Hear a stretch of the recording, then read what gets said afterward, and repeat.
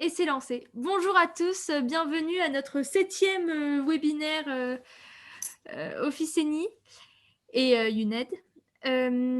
Aujourd'hui, nous recevons Vincent pour la 2e fois. Donc, je vais laisser le fondateur et directeur de Officeni introduire Vincent.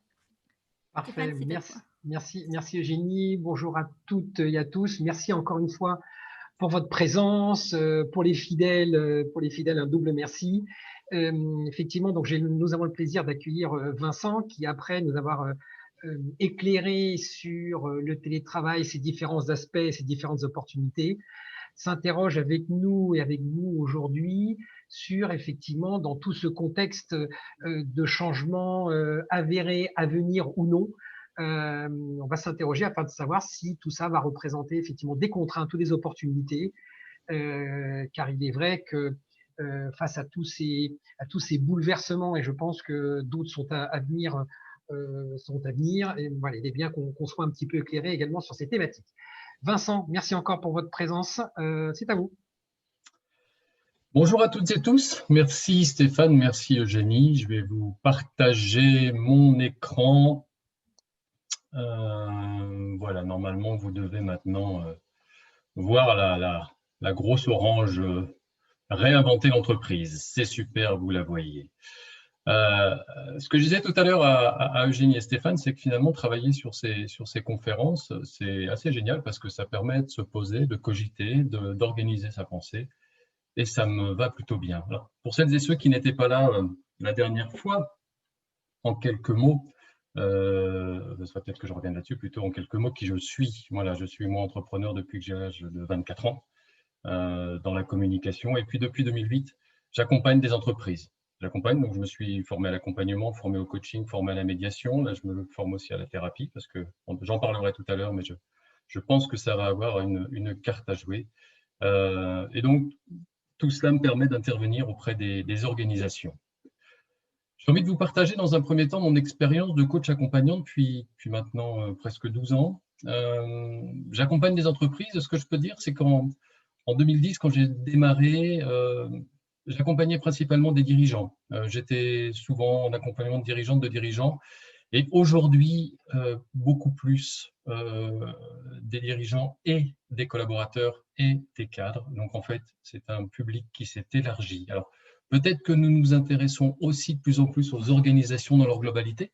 Peut-être que le fait d'accompagner des entreprises dites libérées fait que nous avons une autre audience. Néanmoins, ce que je vois, c'est que dans les PME, puisque moi j'interviens principalement dans les PME, eh bien aujourd'hui, il y a une attention qui est portée en termes d'accompagnement auprès des collaborateurs, auprès des dirigeants, auprès de l'ensemble de cette personnalité-là.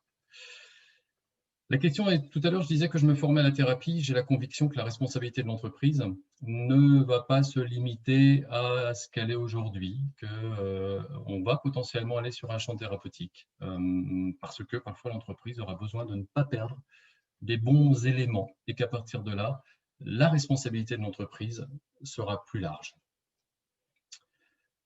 Chef d'entreprise, aujourd'hui, a une obligation déjà de bien-être, d'être attentif à la santé de ses dirigeants. Alors, finalement, aller jusqu'à la santé mentale, il y a un pas qui, à mon avis, sera passé. Beaucoup de coachs, beaucoup de mes confrères ne sont pas d'accord avec moi, estiment que ce serait une difficulté pour l'entreprise. Moi, j'ai le sentiment qu'on va aller dans cette direction. Aujourd'hui, finalement, je me rends compte aussi en intervenant en entreprise que les émotions rentrent dans l'entreprise. Qu'aujourd'hui, nous formons des managers à comprendre ce que les émotions sont, pourquoi, comment elles sont présentes, qu'elles sont formidables finalement, qu'elles sont des outils au service de l'humain, au service de l'entreprise. Moi-même, il y a encore quelques années, mes émotions, je ne savais pas trop ce que c'était, je les gérais donc pas trop, je les écoutais pas trop, je ne voyais pas ce qu'il en était. Et aujourd'hui, l'intelligence émotionnelle devient une source d'efficacité dans l'entreprise. Et ça, c'est un élément qui va être prépondérant, je pense, dans la question de réinventer ou pas l'entreprise. Et puis la question du sens. Aujourd'hui, on se rend compte que tout un chacun cherche aujourd'hui à avoir du sens dans ce qu'il fait, du sens dans son travail, dans son activité. On a une vraie rupture par rapport aux décennies précédentes par rapport aux générations précédentes. Aujourd'hui, la question du sens est capitale. Et donc, finalement, ce qui interpelle aujourd'hui, c'est de se dire qu'un collaborateur va dire « mon job doit avoir du sens pour moi ». Et ça, c'est aussi une nouveauté. Avant, on accueillait un peu plus facilement l'idée de se dire bah, « c'est alimentaire ». Il m'arrive encore d'accompagner des collaborateurs qui me disent « mais finalement, ma vie, elle démarre à 18 h. Quand ma vie professionnelle est terminée, finalement, ma vie démarre. » Waouh! Les jeunes générations ne vont pas être dans cette approche-là. Les jeunes générations sont plutôt dans une approche de dire bah non, ma vie, elle démarre dès que je me réveille, et dès que je me réveille, tout doit être cohérent, tout doit être aligné parce que tout doit avoir du sens. Et donc, cette question du sens, elle est vraiment fondamentale. Ce que nous vivons aujourd'hui, et tel que je le vois, un changement de repère. Les piliers qui nous soutiennent depuis des siècles sont moins présents. La famille, la religion, la politique, tous ces éléments, tous ces piliers qui nous ont maintenus aujourd'hui sont moins présents, sont moins source de satisfaction, sont moins source de confiance. Et je pense que dans ce cadre-là, l'entreprise, en tant que collectif de référence apprenant, a une vraie carte à jouer, ce qu'elle n'avait pas forcément avant. On est dans un environnement qu'on appelle VICA, volatile, incertain, complexe et ambigu. Le monde linéaire du XXe siècle est passé. Nous sommes aujourd'hui dans un monde complexe du XXIe siècle. Ce terme de VICA, volatile, incertain, complexe et ambigu, amène des éléments selon lesquels il y a une multiplicité de facteurs externes qui rendent l'environnement de plus en plus complexe pour les entreprises et pour les collaborateurs. Ce qu'on vit actuellement, finalement, c'est un changement de repère, c'est une recherche de sens, c'est une mise en avant de l'intelligence émotionnelle pour mieux évoluer dans une complexité croissante de l'environnement. Alors, dans tout ce que je dis là, j'ai repris aussi, j'étais aussi présent aux dernières conférences. Quand je ne pouvais pas être présent, je les ai écoutées en podcast. Ça m'a permis aussi de me nourrir de tout ce qu'ont pu dire les interlocuteurs auparavant. L'intelligence émotionnelle a été abordée à plusieurs reprises, aussi bien dans les recherches d'architecture intérieure, d'aménagement des locaux, dans la conférence de Happy Job. Donc, on est aussi dans ces éléments-là. L'intelligence émotionnelle aujourd'hui amène d'autres éléments qui interrogent aussi sur l'entreprise. Et puis, autre chose qui nous interroge, qu'est-ce que le télétravail nous apprend? On a un laboratoire finalement, moi je le prends comme tel, un laboratoire à taille réelle depuis mars. On vit dans un environnement dans lequel on a une vision grandeur nature d'une organisation du travail à distance. On l'a appelé télétravail, mais finalement c'est du remote, c'est du travail à distance. Je travaille isolé de mon entreprise. Donc je ne vais pas reprendre l'intervention que j'ai faite la semaine dernière sur le télétravail. Par contre, quels sont les enseignements que ça nous amène? Ça nous amène effectivement une nécessité de travailler à distance, éloigné de l'entreprise. Ok, ça crée du stress. Ça crée du stress quand ce n'est pas forcément aligné, quand il y a un manque de relation avec les collègues, quand il y a un management qui n'est pas spécifiquement adapté à ça, ou quand moi-même, je n'ai pas les compétences requises pour pouvoir travailler en autonomie. Je pourrais le faire, mais je ne sais pas trop faire. On en parlait de se dire, est-ce que l'appel de Netflix, l'appel du frigo, qu'est-ce que j'en fais? Ça vide les locaux, effectivement, les collaborateurs sont moins présents dans l'entreprise. Et donc, ça met à mal l'appartenance. On l'a vu, les conférenciers précédents l'ont mis en avant, de dire oui, quand on est absent de l'entreprise, il y a une vraie problématique d'appartenance de l'entreprise. Alors, ça nécessite plein de choses. Ça nécessite de créer des relations de confiance bénéfiques, relations de confiance entre le manager, le collaborateur, entre les différents échelons, parce que s'il n'y a pas de confiance, finalement, il y a du contrôle. S'il y a du contrôle, on vient dans un environnement qui n'est pas un environnement sain.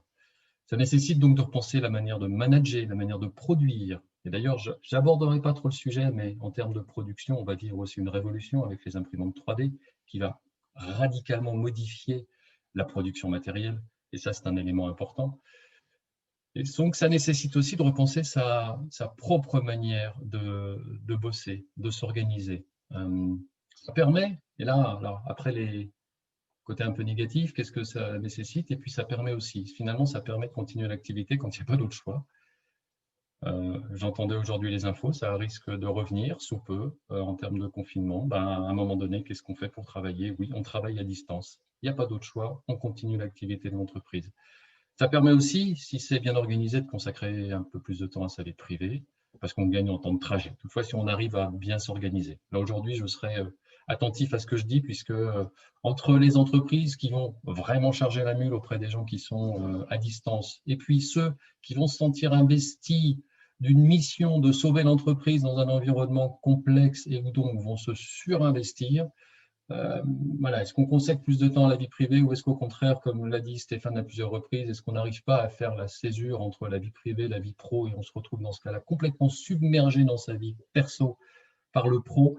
Il y a vraiment une formation, une attention à avoir là-dessus.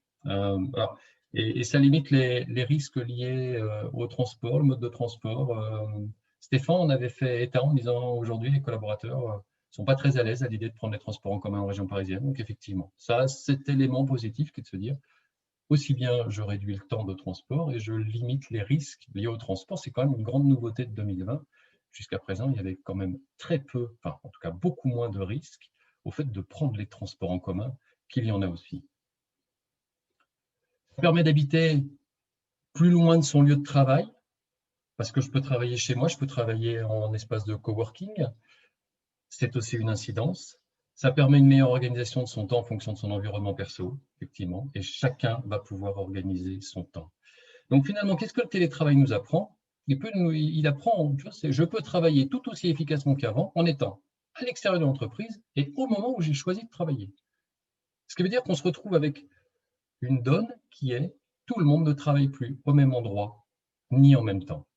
J'avais pris l'exemple de l'Institut Curie la semaine dernière. Et cet Institut Curie est intéressant. Ils ont récemment formé 140 assistantes médicales à travailler à l'extérieur de l'entreprise en télétravail.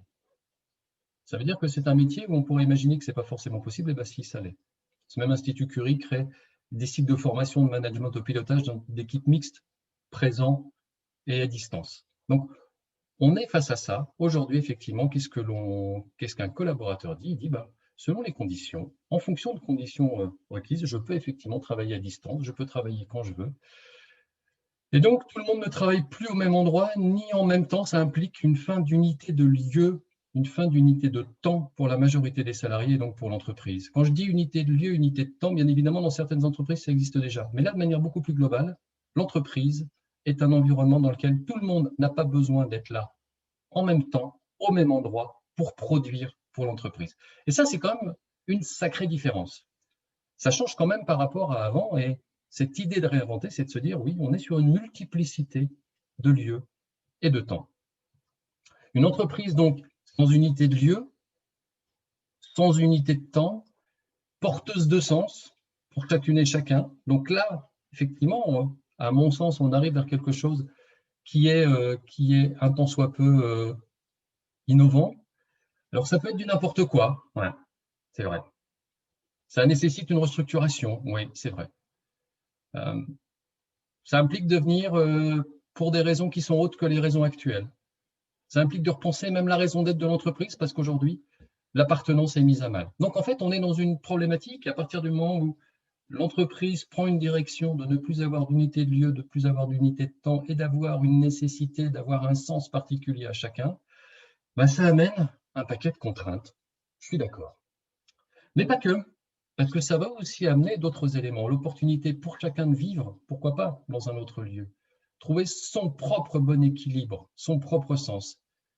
Ce qu'il va y avoir, et ce que j'observe de plus en plus, c'est qu'on est vraiment sur des approches individuelles. Chacun va trouver son propre sens qui lui va bien. Ça va être aussi l'opportunité de réinventer ensemble la finalité des locaux, de réinventer ensemble les temps de collectif dans l'entreprise. Repenser une semaine de travail, et je crois qu'une conférencière disait aujourd'hui, la semaine de travail, la semaine n'est qu'un long tunnel de travail dont on sort le week-end. Encore plus en ce moment où finalement nous sommes coupés de tout ce qui est vie sociale, vie culturelle. Et finalement, on met en avant le travail. Et à un moment donné, c'est de se dire, non, ça, on peut en sortir. Alors là, on est dans un temps de crise, un temps qui est un temps précis, mais de manière globale, c'est de se dire, la semaine peut être radicalement différente. Et ça, c'est vraiment un élément très intéressant pour l'avenir. Ça veut dire que plus loin, c'est aussi l'opportunité de repenser cette fameuse valeur travail. Parce que c'est ce qu'il y a autour de cette valeur travail qui va donner du sens et qui va permettre à chacun de se retrouver dans l'entreprise. Et de se dire que tout ça, de passer de ce qui est actuellement une entreprise comme étant une unité de lieu, une unité de temps dans laquelle les valeurs font qu'il y a plus ou moins de sens collectif, d'aller vers une multiplicité de lieux, de temps, un sens individuel. Juste un petit aparté, quand on parle de sens collectif, de sens individuel, beaucoup de managers ont le sentiment qu'ils ont la charge de motiver les collaborateurs qui sont dans leurs équipes. Et ce que j'amène vraiment, c'est de dire non, vous ne pouvez pas motiver quelqu'un. Vous pouvez mettre en place les conditions nécessaires pour que la personne trouve sa propre motivation. Le sens viendra de la motivation que je trouve personnellement. Et donc, on est vraiment dans cette approche-là. Tout ce changement de processus qui vise à potentiellement réinventer l'entreprise, c'est un processus qui est lent, qui va toucher sur la culture de l'entreprise. Le fait de travailler sur la culture de l'entreprise va avoir des incidences sur son organisation, sur la relation des personnes, sur les individus. Donc, on est sur un travail global en termes d'accompagnement, on est vraiment sur le plus haut, mais ça se fait à la vitesse de l'entreprise et il y a effectivement cette capacité de réinventer l'entreprise. J'ai envie de vous raconter une petite histoire. Nous sommes en 2023. Madame Royer, que vous voyez en photo, travaille. Alors, tout est inventé, bien sûr. Madame Royer travaille comme responsable qualité dans une entreprise de fabrication de meubles située en région parisienne à Montrouge. Son rôle est de s'assurer de la qualité des modèles commercialisés par l'entreprise.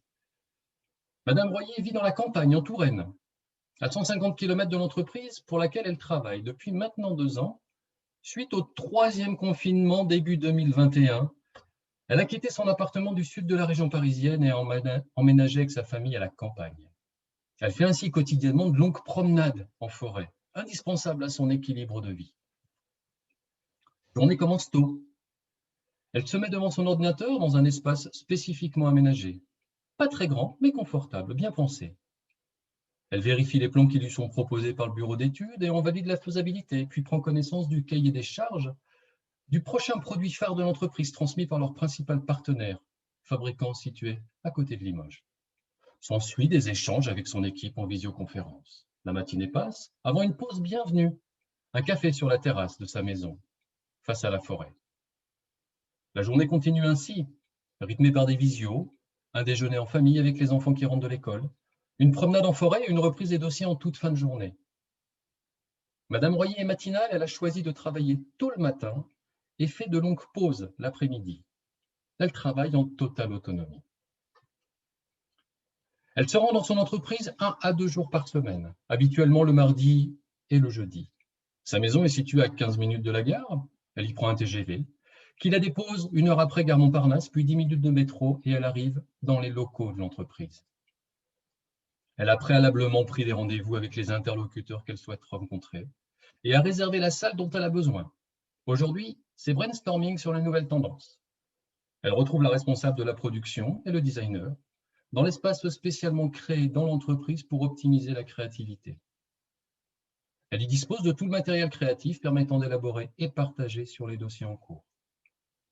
Les temps de pause sont allongés. Ils permettent de prendre le temps d'échanger à la machine à café, de se raconter, de se donner des nouvelles. Après un déjeuner avec les membres de son équipe, dont certains arrivent juste à midi pour le déjeuner, l'après-midi se déroule dans une autre salle avec l'ensemble des collaborateurs.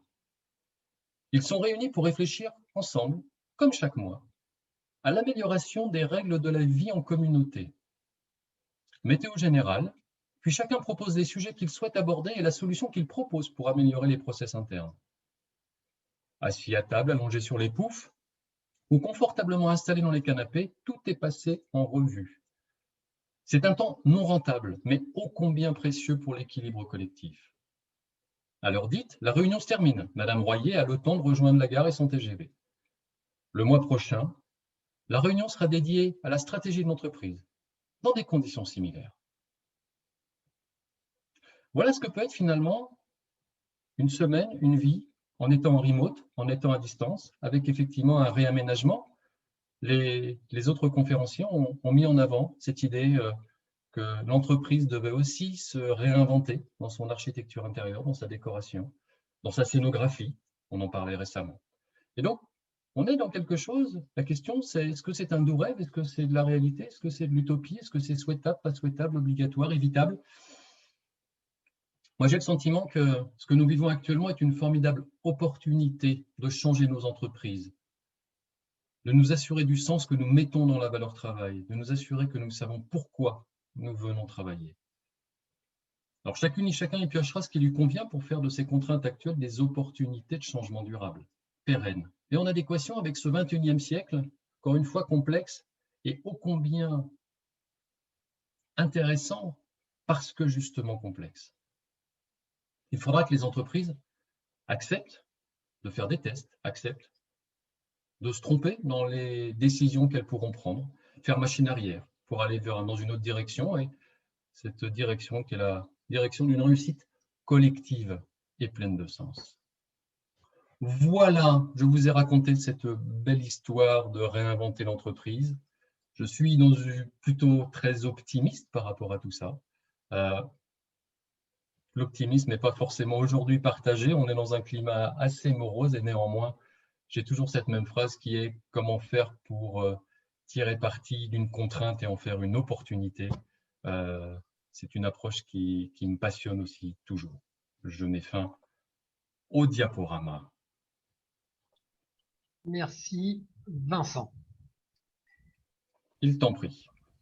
Merci beaucoup, il le Vincent. remercie. Tu es toujours en train de partager si tu veux. Ah oui, parce que là maintenant vous avez le fond, mon fond d'écran. Alors, on a déjà plusieurs Ouais. remarques. Donc, il y a Isabelle qui nous a fait quelques remarques. Donc, elle disait tout d'abord que l'émotionnel est important. Il faut remettre l'humain au cœur de l'entreprise. Et cela remet... Ah non, je crois que c'était une deuxième partie, mais déjà, c'était un truc une réflexion là-dessus. Cela remet en cause la fonctionnalité des responsables RH ou managers. Ouais. Alors, oui, potentiellement. En fait, tout ça remet en question la raison d'être de chacun, et simplement, il va être nécessaire que chacun retrouve une fonction qui est en adéquation avec ce dont l'entreprise a besoin. Aujourd'hui, par exemple, dans une entreprise, dans une PME de 150 collaborateurs, nous formons des managers à devenir des facilitateurs, c'est-à-dire à utiliser les outils de la facilitation, à être en posture presque de coach interne, d'écoutant, d'être au service d'eux, plutôt que l'inverse. Donc oui, ça nécessite effectivement réinventer l'entreprise, et aller dans ce cadre-là, ça nécessite de revoir la posture de la globalité des personnes de l'entreprise, y compris dirigeantes et dirigeants, qui vont passer d'un pouvoir sur les personnes à un pouvoir donné aux personnes de faire des choses. Donc effectivement, ça peut être... c'est très complexe. Si je prends l'exemple des entreprises qui sont en phase de... J'aime vraiment pas ce terme d'entreprise libérée, parce que ça voudrait dire que les autres entreprises sont emprisonnées. Donc. Mais c'est un terme quand même qui est utilisé régulièrement, d'entreprises dans lesquelles les énergies sont libérées. On se rend compte que ce sont des accompagnements qui durent longtemps, et ce sont des accompagnements qui ne sont pas du tout confortables pour aucune des parties de l'entreprise. Hein, c'est une phase. Passer d'une culture à une autre, c'est effectivement une phase qui est complexe et qui n'est vraiment pas agréable. Voilà. Merci beaucoup, Vincent. Tu remarqueras que j'ai trouvé la fonction lever la main sur Zoom. Hein. Voilà, donc j'ai trouvé la fonction. Si je peux me permettre un avis, alors tout d'abord, une petite taquinerie pour mon camarade Vincent. Donc, madame, parce que il me connaît, Madame Royer a beaucoup de chance, mais Madame Royer doit certainement faire partie des 5% des gens qui ont quand même un revenu assez conséquent pour avoir le choix de faire les options. Ça, c'est une petite taquinerie, mais je vais revenir sur deux choses que vous avez évoquées qui sont très intéressantes et qui m'interpellent. Je voudrais les partager avec vous. À un moment, vous dites, en fait, ce que nous enseigne le télétravail. Mais en fait, j'ai envie de dire, est-ce que la vraie question, c'est pas qu'est-ce que nous enseigne la crise sanitaire dont le télétravail est l'une des conséquences? Parce qu'en fait, et juste avant ça, je voudrais revenir sur la complexité de tous ces sujets, parce que j'ai vu il n'y a pas longtemps un article dans la Harvard Business Review, alors en français, parce que je parle très mal anglais, et qui disait, enfin des chercheurs américains avaient mené, comment dirais-je, des études pour dire que souvent vouloir imposer le bonheur ou le bien-être dans les entreprises était très contre-productif, parce qu'il y a beaucoup de personnes qui ne viennent pas du tout chercher le bien-être et le bonheur en entreprise. Pour autant, ça ne veut pas dire que ce qui doit être fait ne doit pas être fait. Mais c'est pour dire que la situation est quand même complexe et qu'elle revêt énormément de sujets. Excusez-moi pour la digression, je voudrais revenir sur le propos. Parce que je pense qu'en fait, c'est pas le télétravail, effectivement, est un vrai sujet. Il n'est pas question voilà, de contester ni de remettre en cause ce que vous avez dit. Par contre, je pense que la vraie question, c'est, et excusez-moi pour la redite, c'est qu'est-ce que la crise sanitaire nous apprend? À l'intérieur de ça, il y a la notion de télétravail.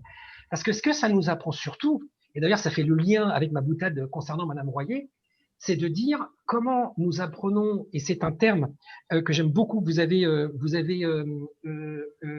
cité, le réinventer ensemble, mais pas réinventer ensemble uniquement dans le cadre du travail. Parce que ce que nous apprend cette crise sanitaire, c'est le réinventer à vivre ensemble, au sein de la société. Et la preuve, d'ailleurs, quand on prend l'exemple de Madame Royer, aujourd'hui, l'une des réticences du gouvernement à imposer de nouveau un confinement et le télétravail obligatoire dans les entreprises, quid de toutes ces personnes qui sont obligées d'aller travailler, où il y a un énorme fossé entre ceux qui sont surexposés et ceux qui ne le sont pas.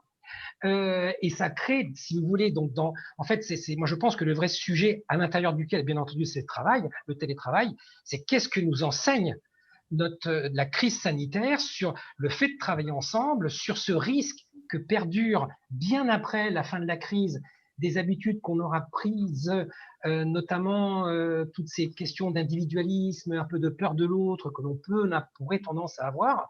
Et je pense que voilà, il y a un vrai sujet qui englobe le télétravail, c'est voilà, se réinventer ensemble. Et dans un monde idéal, se réinventer ensemble, tous ensemble, managers et dirigeants, parce que je pense que ça marche dans les deux sens. Souvent, on explique que tout repose sur le sens des managers, mais comme vous l'avez bien dit, et c'est vrai, hein, d'ailleurs, il faut qu'ils donnent l'impulsion, hein, c'est leur fonction. Mais il y a aussi, comme j'ai dit, des collaborateurs qui n'ont peut-être pas envie, voilà, il y a des degrés divers. Donc voilà, je pense que c'est une thématique qui est large et qui quand même interpelle sur beaucoup de sujets au-delà du sujet du télétravail. Quand j'avais effectivement, à un moment donné, j'ai enlevé un slide parce que je me disais, finalement, je ne sais pas s'il parle beaucoup, mais j'avais mis le slide qui était le télétravail partie visible de l'iceberg. Ouais. En fait, c'est même quasiment en ce moment, j'aime bien cette expression, c'est même pas la partie visible de l'iceberg, c'est l'ours qui est posé sur la partie visible de l'iceberg. Ouais. Donc effectivement, le télétravail aujourd'hui, c'est vraiment un outil qui nous permet de regarder à ciel ouvert, c'est un laboratoire qui nous permet de voir ce que l'on peut faire, où est-ce qu'on en est, se rendre compte que, et ça moi je le vois avec les années d'accompagnement des entreprises que j'ai derrière moi qui montrent qu'on est au bout d'un système. L'entreprise du XXe siècle, on est au bout d'un système, on est au bout de quelque chose. Donc, effectivement, je prône le fait de devoir modifier quelque chose. Et ce qui se passe aujourd'hui avec le télétravail est effectivement un élément très intéressant, passionnant, parce que ça peut nous permettre d'avancer. Ça donne une légitimité, finalement, à faire évoluer, voire à inventer l'entreprise. Et puis, autre point, je suis d'accord avec vous, Stéphane, et tout à l'heure, j'ai accompagné une entreprise dans laquelle, sur le bonheur, le bien-être, etc., tout le monde doit être heureux en entreprise, tout le monde doit être dans le bien-être. Moi, j'y avance plutôt le sens individuel, parce que j'ai un jour rencontré quelqu'un qui m'a dit « Mais moi, je ne suis pas dans l'entreprise pour me faire des amis. Moi, j'ai d'autres endroits pour ça. Je viens dans l'entreprise avec un sens qui, pour moi, est au-delà de tout, c'est-à-dire que j'y viens pour avoir les moyens de nourrir ma famille dans un environnement qui est satisfaisant pour moi. Et basta. » Et effectivement, cette personne-là, est-ce qu'il y avait une question de bonheur? Est-ce qu'il y avait une question de bien-être? Est-ce qu'il y avait une question de machine à café, de partager du temps avec les copains, d'avoir des murs roses ou autres? C'était pas le sens qu'il mettait. Et c'était néanmoins un grand professionnel dans son métier. Il était tout à fait... il remplissait cette fonction de manière supra-satisfaisante, mais il disait, moi, je ne suis pas là pour me faire des copains. Ça ne m'intéresse pas. Ce n'est pas le sens que moi, j'y mets perso. Ok, on peut interroger ce truc-là, mais en tout cas, je trouve que ça se respecte et que c'est tout à fait légitime. Alors Isabelle disait que nous n'aurons plus l'œil sur les collaborateurs. C'est vrai que réinventer l'entreprise, c'est vrai qu'être à distance, c'est vrai que d'éclater aussi bien le temps que les lieux, oui, à un moment donné, les uns n'ont plus les yeux sur les autres, c'est vrai. Le contrôle est moins présent.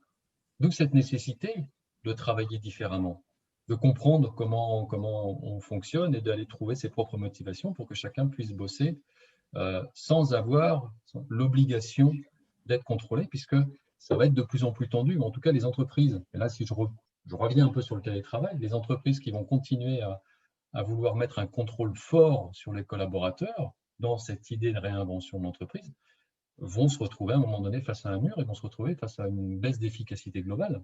Parce qu'effectivement, là, ça fonctionnera beaucoup moins bien. Merci beaucoup, Vincent. Alors, n'hésitez pas. Merci Vincent. Il y a Isabelle qui dit qu'elle a Oui. lu un article très intéressant qui explique que certains travaillent mieux en télétravail, puisque ne sont plus surveillés par leur manager. Ce qu'on appelle le micromanagement, doit faire référence à ça, effectivement, ce contrôle incessant, tout bêtement, enfin, qui n'est pas du contrôle pour mal faire, mais qui est souvent du contrôle par maladresse, fait que, oui, quand j'ai quelqu'un qui n'est pas assuré, qui n'a pas somptueusement confiance dans son management à distance, eh ben, il va mettre du contrôle. De la même manière, et aujourd'hui, on risque d'avoir de manière globale plus de contrôle qu'auparavant parce que il y a des tensions.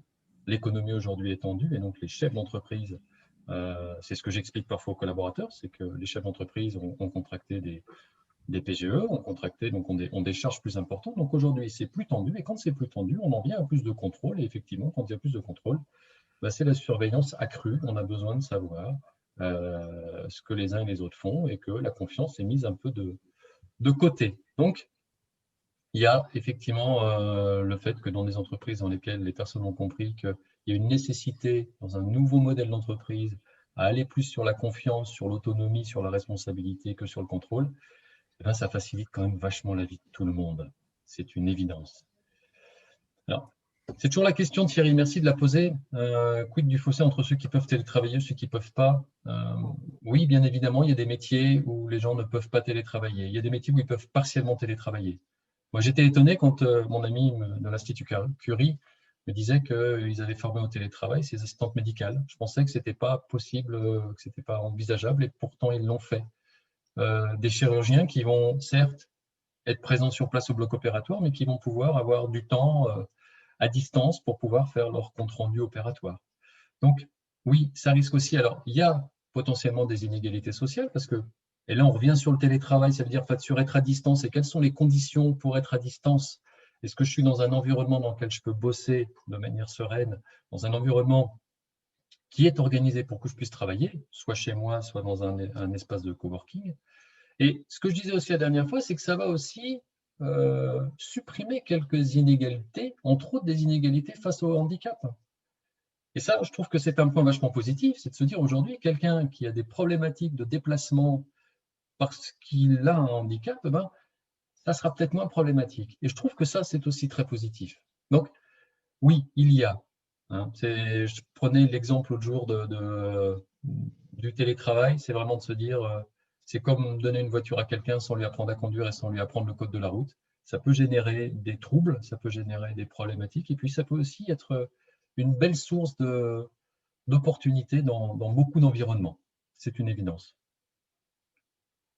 Je suis très bavard en fait, hein, mais je crois que je suis un peu passionné par ces sujets et surtout par les jeunes générations. Moi, j'ai la chance d'avoir deux filles qui ont 22 et 24 ans, qui rentrent dans la vie active.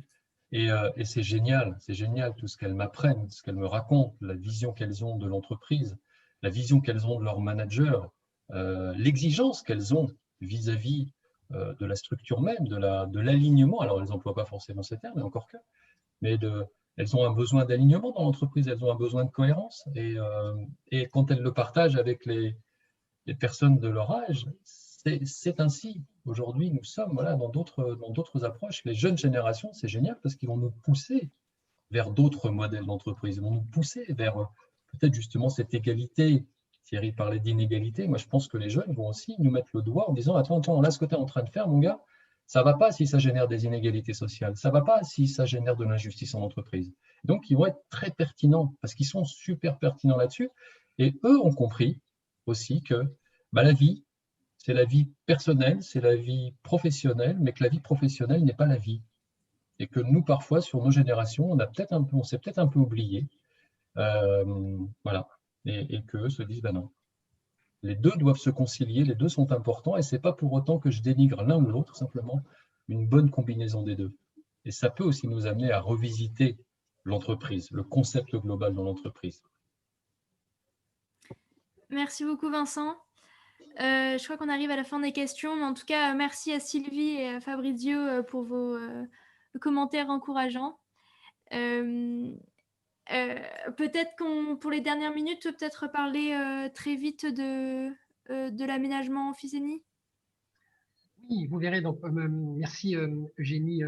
Eugénie vous a partagé un lien parce que à l'issue la première série de webinaires que nous avons organisé courant juin, il nous est apparu que le célèbre adage "l'union fait la force" était pertinent pour accompagner nos clients sur toutes ces problématiques liées au bouleversement de l'aménagement des environnements de travail, avec bien entendu ces problématiques de télétravail dimension RH. Et donc nous avons fédéré un collège d'experts avec des approches RH, télétravail, architecte, aménagement, voilà, pour répondre un peu à une diversité de cas. Donc voilà, merci Eugénie de m'avoir donné l'opportunité effectivement d'en parler. Je vais laisser le petit mot de conclusion à Vincent. Encore une fois, merci à toutes et à tous pour votre participation. La semaine prochaine, c'est le dernier webinaire après ces 4 semaines intenses de sujets que nous avons traités. Vincent, merci également pour votre présence. Je vous laisse ce petit mot de conclusion. Moi, un grand merci à cette initiative de faire ainsi des webinaires en milieu de journée qui sont sur un format court qui permettent effectivement de puiser de l'information, de l'énergie. Je trouve que c'est un super format. Merci à Eugénie de cadencer ces échanges. Ça, c'est chouette. Et merci Stéphane d'avoir eu cette idée avec Stéphane de ce cycle de conférences qui est très chouette et d'une manière ou d'une autre, peut-être le continuer, l'ouvrir, l'élargir. Enfin, voilà, c'est… Bon, on va y réfléchir. En tout cas, participer. Je souhaitais vraiment sans faire garnerie, vous remercier, Vincent, parce que vous êtes un optimiste et ça fait du bien. Et effectivement, on en a besoin. Et ces différentes réflexions, effectivement, ne doivent pas, comment dirais-je, entamer cet optimiste. Et je sais qu'il est solide, mais souligner effectivement que la tâche est immense et que c'est vrai qu'on a vraiment intérêt, si on arrive à relever ces sujets qui sont de l'ordre, je trouve, qui sont sociétaux pour beaucoup. C'est la première fois, je trouve vraiment que dans le monde de l'entreprise, s'invite de façon aussi flagrante des sujets sociétaux, comme vous l'avez bien défini, le vivre ensemble. Et à travers effectivement les sujets, ces conversations, c'est effectivement qu'on puisse réussir tous ensemble un peu à relever ces enjeux. À suivre, point de suspension. Merci encore à toutes et à tous, et merci Eugénie, et incessamment sous peu pour la DER de DER, enfin en tout cas de ce second cycle. Merci à tous et on vous retrouve la semaine prochaine, pareil, mardi, même heure. Super. Merci, à très bientôt. Merci Vincent.